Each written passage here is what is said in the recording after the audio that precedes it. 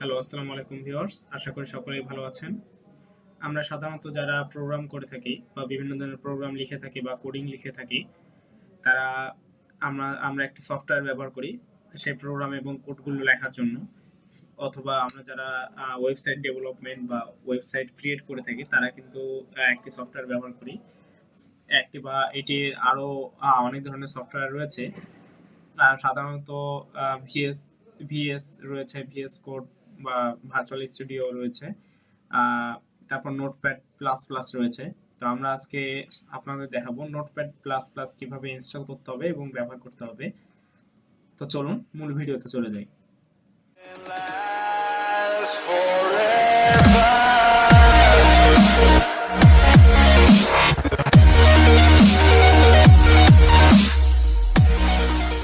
তো সবার প্রথমে আমাদেরকে যে কোনো একটি ব্রাউজার সিলেক্ট করতে হবে।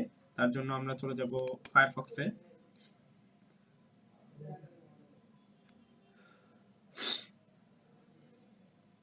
তো আমরা ফায়ারফক্সে চলে এসেছি। আমরা এখানে এসে লিখবো নোটপ্যাড প্লাস প্লাস।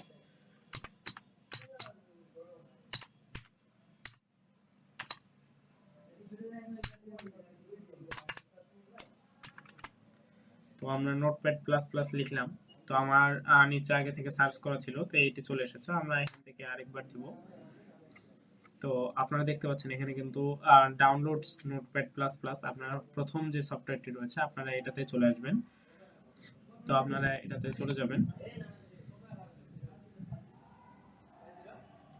তো আপনারা এখানে দেখতে পাচ্ছেন নোটপ্যাড প্লাস প্লাস এর কিন্তু বিভিন্ন ভার্সন রয়েছে। তো আপনারা চাইলে সব থেকে আপডেট ভার্সন বা আপনারা যদি আগের কোনো ওল্ড ভার্সন চান, সেটিও কিন্তু আপনারা চাইলে এখান থেকে নিতে পারেন। তো সব থেকে আপডেট যে ভার্সনটি রয়েছে আমরা সেটি ডাউনলোড করব এখন। তো আমাদের সাধারণত অনেকের পিসি রয়েছে 32 বিট অথবা 64 বিট। তো আমাদেরকে এটি একান্ত এটি খুঁজে নিতে হবে যে আমাদের 64 বিট আমাদের পিসি বা ল্যাপটপ 64 বিট আর 32 বিট কিনা। মানে আমাদেরকে এটি দেখে নিতে হবে। বিভিন্ন ওয়েবসাইট রয়েছে, বা আপনি যদি না জেনে থাকেন বিভিন্ন ওয়েবসাইট রয়েছে, সেগুলো থেকে আপনি জেনে নিতে পারেন, বা আপনার কোম্পানির ওয়েবসাইট থেকে জেনে নিতে পারেন যে কোম্পানির ল্যাপটপ বা পিসি। তো আমার ল্যাপটপটি হচ্ছে 64 বিটের। তো আমি এখানে এখান থেকে সরাসরি ডাউনলোডে প্রেস করব। তো আপনারা দেখতে পাচ্ছেন এখানে কিন্তু আমার জাস্ট ছোট্ট একটি ফাইল ডাউনলোড হয়েছে। তো আমি সেই ফাইলটি ওপেন করব এখানে প্রথমত। তো এখানে দেখতে পাচ্ছেন ছোট্ট একটি কিন্তু ফাইল এখানে 4544 কেবির একটি ফাইল কিন্তু এখানে মোটামুটি ধরতে পারেন 4 এমবির মতো একটি ফাইল কিন্তু এখানে আমার চলে এসেছে। তো আমরা প্রথমত এটাতে ডাবল প্রেস করব। তো ডাবল প্রেস করার পর এখানে আপনার একটি পারমিশন চাবে, তো আমরা এখান থেকে ইয়েস করে দিব। ইয়েস করে দেওয়ার পর আপনারা এখানে দেখতে পাবেন স্ক্রিনের উপরে এরকম ছোট একটি পেজ চলে এসেছে। তো আমরা এখান থেকে ওকে করে দিব। ওকে করে দেওয়ার পর এখান থেকে নেক্সট।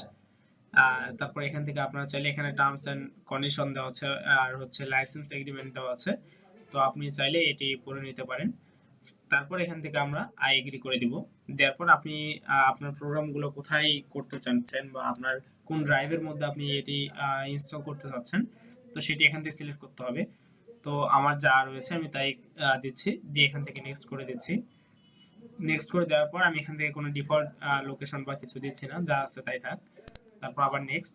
এবার ইনস্টলে একটা শর্টকাট আমি ডেস্কটপে নিব, যার জন্য আমি এখান থেকে টিক দিয়ে দিচ্ছি। দেওয়ার পর এখান থেকে ইনস্টলে প্রেস করতেছি। তো এখানে আপনারা দেখতে পাচ্ছেন যে এখানে কিন্তু ইনস্টলিং শুরু হয়ে গেছে। তো এটি খুব বেশি একটি সময়ের প্রয়োজন হয় না ইনস্টল হওয়ার জন্য। দেখতে পাচ্ছেন ইনস্টল কিন্তু কমপ্লিটও হয়ে গেছে।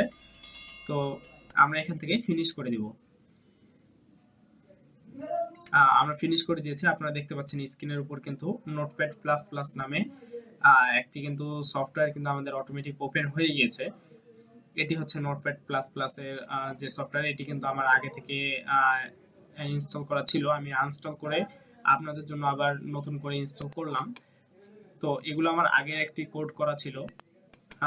আমি আপনাদের দেখাতে চাই যে এটি কিভাবে ব্যবহার করতে পারি। তো এটির জন্য আমাদের আমি এটি হচ্ছে একটা ওয়েবসাইটের জাস্ট সামনের কিছু অংশ। তো আমি এখান থেকে আপনাদের ওপেন করে দেখাই। তো এটি হচ্ছে আমার কোড ছিল। তো আমি এখান থেকে আপনারা এখানে আসার পর এখানে দেখতে পাচ্ছেন ওপেন উইথ থেকে আপনাদের এখানে ওপেন করতে হবে, অথবা এটি না করে আপনারা এখান থেকে আপনারা অপশন পেয়ে যাবেন।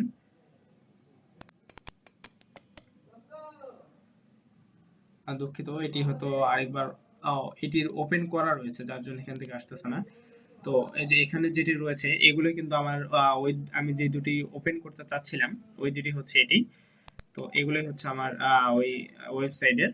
তো আপনারা চাইলে এখানে আসার পর এখান থেকে এখানে কোড লিখতে পারেন, এবং এই যে এখানে দেখতে পাচ্ছেন রান যে অপশনটি রয়েছে, এখানে রান।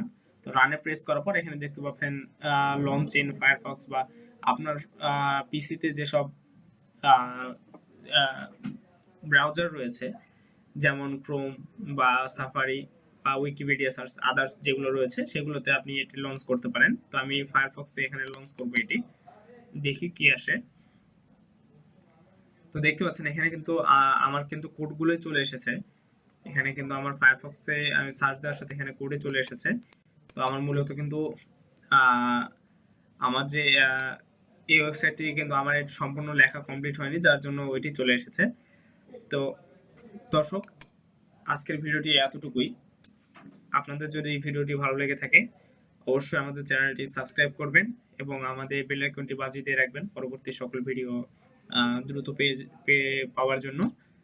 এবং অবশ্যই আমাদের ভিডিওটি লাইক করবেন, এবং আপনাদের আরো কিছু জানার থাকলে অবশ্যই কমেন্টে জানাবেন। ধন্যবাদ। আসসালামু আলাইকুম।